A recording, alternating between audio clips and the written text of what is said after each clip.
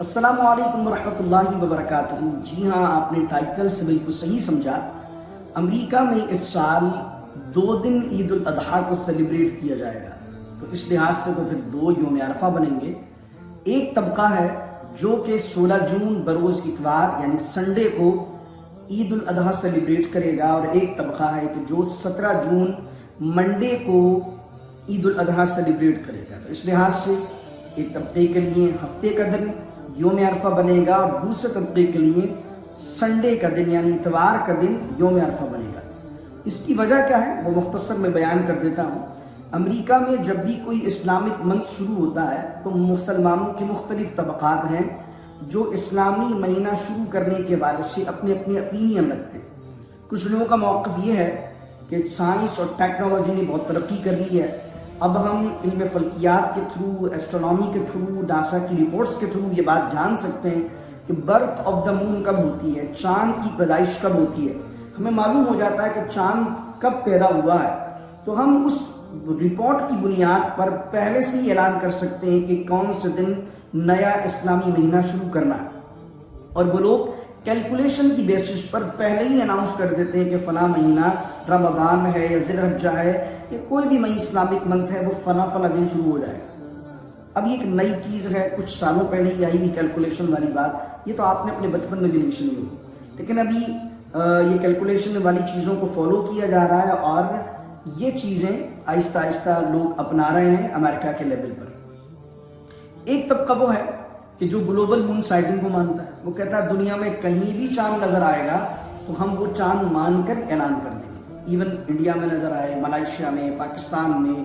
سعودی عرب میں، کہیں بھی نظر آئے گا تو ہم اس چاند کو مان لیں گے اور یہاں پر اعلان کر دیں گے، چاہے وہ علاقہ کتنا ہی دور کیوں نہ ہو، چاہے دن رات کا فرق کیوں نہ ہو، کیونکہ یہاں پر جب امریکہ میں رات ہوتی ہے تو ان ممالک کے اندر دن ہوتا ہے، جب وہاں دن ہوتا ہے تو یہاں رات ہوتی ہے۔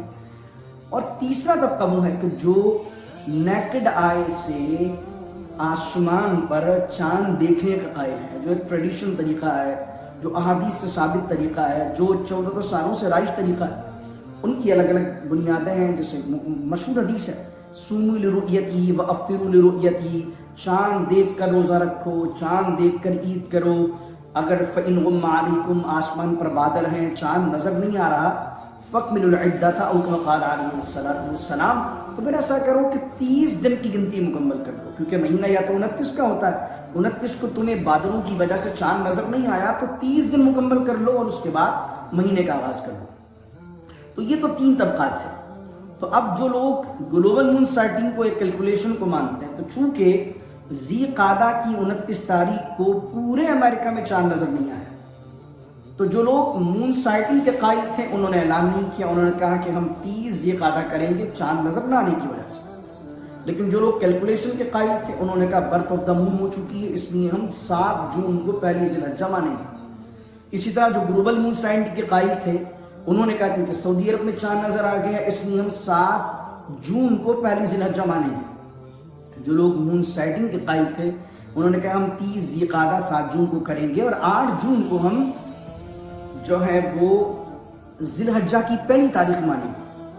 اب جب یہ معاملہ ہو گیا، کانفلکٹ ہو گیا، آپس میں ڈفرینس آف اوپینین ہو گئے، سب اپنی اپنی جا خوش ہیں، کوئی ایسا اختلاف نہیں ہوا کہ کوئی لڑائی جھگڑے ہو گئے یا واٹس ایپ گروپ میں ایک دوسرے پر تان و تشنی چل رہی ہے، لیکن کانفلکٹ تو ہو گیا نا۔ ایک طبقہ ہے کہ جو منڈے کو عید منائے گا، ایک طبقہ ہے جو سنڈے کو عید منائے گا۔ تو ایسے سچویشن میں اب لوگوں نے سوال کیا، کیونکہ ہم ہر سال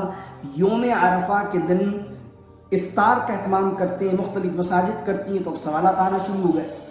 کہ بھئی یوم عرفہ کا تعلق تو حجاج کرام کے عرفات میں وقوف کرنے سے، وہ وقوف کریں گے سیٹرڈے کو، اور سیٹرڈے 9 ذی الحجہ بنے گی مکے والوں کے لیے، اور آپ یہاں سنڈے کو کریں گے اور سنڈے کو تو وہاں وقوف عرفہ ختم ہو جائے گا، تو آپ کا یوم عرفہ کا سیلیبریٹ کرنا، کمیموریٹ کرنا اور اس دن دعا کا اہتمام کرنا کا کیا تک بنتا ہے، اس کی کیا لاجک بنتی ہے جب وقوف عرفہ ہی ختم ہو گیا، حجاج کرام عرفات سے نکل ہی گئے۔ تو یہاں یہ بات سمجھ لیجئے کہ یوم عرفہ کی فضیلت اور عظمت کا تعلق حجاج کرام میں کے عرفات میں وقوف کرنے سے نہیں ہے۔ یوم عرفہ کی الگ سے خصوصیت اور اہمیت ہے،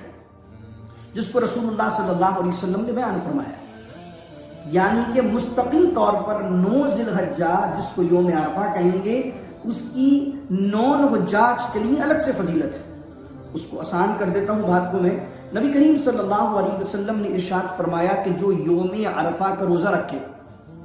مجھے اللہ کی رحمت سے امید ہے کہ اللہ گزشتہ سال کے اور آئندہ سال کے گناہوں کو معاف فرما دے گا اس روزے کی برکت سے۔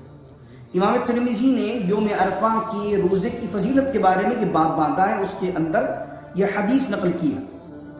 امام ترمذی اس حدیث کو نقل کرنے کے بعد فوراً ایک اور باب باندھتے ہیں، کہتے ہیں حجاج کا یوم عرفہ روزہ رکھنے کی کراہت کا بیان، یعنی کہ جو وقوف عرفہ کر رہے ہیں ان کے لیے یوم عرفہ یعنی 9 ذی الحجہ کو روزہ نہ رکھنا بہتر ہے، اور یہی موقف تمام فقہاء کرام کا ہے۔ اور عبداللہ بن عمر رضی اللہ تعالیٰ عنہما فرماتے ہیں کہ میں نے دیکھا کہ حضور علیہ السلام نے عرفات کے وقوف کے دن روزہ نہیں رکھا، صدیق اکبر کے ساتھ میں نے حج کیا، انہوں نے بھی روزہ نہیں رکھا، عمر فاروق، عثمان غنی، مولا علی کرم اللہ تعالیٰ وجہہ الکریم کسی نے روزہ نہیں رکھا۔ تو ایک طرف دیکھیے حضور علیہ السلام یوم عرفہ کے روزہ رکھنے کی تلقین فرما رہے ہیں، اس کی فضیلت بیان کر رہے ہیں، اور دوسری طرف حضور کا خود کا عمل بھی، صحابہ کرام کا عمل بھی، جب وہ حج کی سچویشن میں ہیں، حاجی ہیں، اس وقت روزہ نہیں رکھ رہے۔ ام فضل فرماتی ہیں وقوف عرفہ کے دن یعنی عرفات میں جب رسول اللہ علیہ السلام موجود ہیں تو حضور علیہ السلام نے کو میں نے جو ہے وہ ایک گلاس بھیجا دودھ کا، حضور علیہ السلام نے تمام لوگوں کے سامنے وہ دودھ نوش فرمایا اور یہ دکھایا سب کو کہ آج عرفات کے دن میرا روزہ نہیں ہے۔ تو کیا پتہ چلا کہ 9 حجاج کے لیے 9 ذی الحجہ یوم عرفہ ہے، جس ملک میں وہ رہتے ہیں ان کے لیے وہ فضیلت کی حامل ہے، اور جو حجاج کرام ہیں ان کے عرفات کے وقوف کا معاملہ، ان کی فضیلت ایک الگ ہے۔ یہ دونوں ایک دوسرے سے ریلیٹ نہیں ہے کہ حاجیوں کی وجہ سے یوم عرفہ کی فضیلت ہے، بلکہ یوم عرفہ کی اٹسیلف فضیلت ہے۔ علامہ ابن قدامہ حنبلی کی کتاب ہے المغنی، حنبلی فقہ کے بہت بڑے عالم ہیں علامہ ابن قدامہ، اور شیخ عبد القادر جیلانی المعروف غوث پاک کے شاگرد ہیں، خاص شاگرد ہیں۔ ان کی کتاب میں انہوں نے لکھا ہے کہ عبداللہ بن عباس رضی اللہ تعالیٰ عنہم کا، یحییٰ بن معین کا، امام احمد بن حنبل اور کئی لوگوں سے انہوں نے روایت کیا ہے کہ تابعین کا یہ معمول تھا، ابن عباس کا یہ معمول تھا کہ وہ 9 ذی الحجہ یعنی یوم عرفہ کو مساجد میں جمع ہوتے تھے دعا کے لیے۔ اب جس علاقے میں، جیسے امام احمد بن حنبل کا وصال ہوا بغداد میں، یحییٰ بن معین کا بھی بصرہ کے اندر انتقال ہوا، تو اب یہ جو لوگ تھے یہ اپنے اپنے علاقے میں جب 9 ذی الحجہ آتی تھی اس دن اپنی مسجدوں میں جا کر اہتمام کرتے تھے عبادات کا۔ اب اس زمانے میں مکے کے چاند کی خبر بغداد دینے کون آ رہا تھا؟ یقیناً سب اپنی اپنی رویت کر رہے تھے، اور اسی لحاظ سے 9 ذی الحجہ کو یوم عرفہ کے طور پر سیلیبریٹ کر رہے تھے اور اس دن دعائیں کر رہے تھے۔ اور یہ جو ساری بات میں آپ کے سامنے کر رہا ہوں یہ کسی ایک پرٹیکولر مکتبہ فکر کا موقف نہیں ہے، بلکہ آپ سمجھ لیجئے میجورٹی آف دا فقہا کا موقف یہی ہے۔ آپ اس حوالے سے اگر سعودی عرب کی آفیشیل ویب سائٹ وزٹ کرتے ہیں تو وہاں پر شیخ عثیمین جو مکتبہ اہل حدیث وہابیت کے ایک معروف اسکالر رہے ہیں، ان کا فتویٰ بھی یہی ہے کہ آپ جس ملک میں موجود ہیں اس ملک میں چاند کی جب رؤیت ہوئی ہے وہی آپ کے لیے 9 ذی الحجہ ہوگی، اور آپ نے اس دن کے مطابق روزہ رکھنا ہے، نہ کہ اہل مکہ یا حجاج کی مطابقت میں آ کے۔ یہ موقف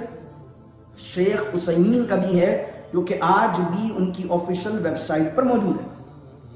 اگر آپ مکتبہ دیوبند کے فالوور ہیں تو جامعہ بنوریا ٹاؤن ایک معروف ادارہ ہے مکتبہ دیوبند کا، ان کا بھی فتویٰ آفیشیل ویب سائٹ پہ جائیے، انہوں نے یہی لکھا کہ آپ جس ملک میں موجود ہیں جب وہاں چاند دیکھے اور جب اس ملک میں 9 ذی الحجہ ہو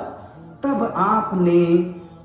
یوم عرفہ کا روزہ رکھنا ہے۔ اہل مکہ کو دیکھ کر، حجاج کو دیکھ کر ان کی مطابقت کرتے ہوئے آپ نے روزہ نہیں رکھنا۔ 9 ذی الحجہ جب آپ کے ملک میں ہو جب رکھنا۔ مفتی تقی عثمانی صاحب جو لوگ ان کو فالو کرتے ہیں، یوٹیوب پر اس تعلق سے ان کا ایک لیکچر موجود ہے جس کے اندر انہوں نے یہی بات کی کہ آپ جس ملک میں موجود ہیں اس کے مطابق ہی عمل کیجئے. اس کے علاوہ اگر آپ اہل سنت و جماعت بریلوی مکتب فکر سے تعلق رکھتے ہیں تو سیدی اعلیٰ حضرت کا، مولانا امجد علی آدمی صاحب کا، نباز وقت مفتی منیب الرحمان صاحب جی مجدو کا بھی یہی موقف ہے.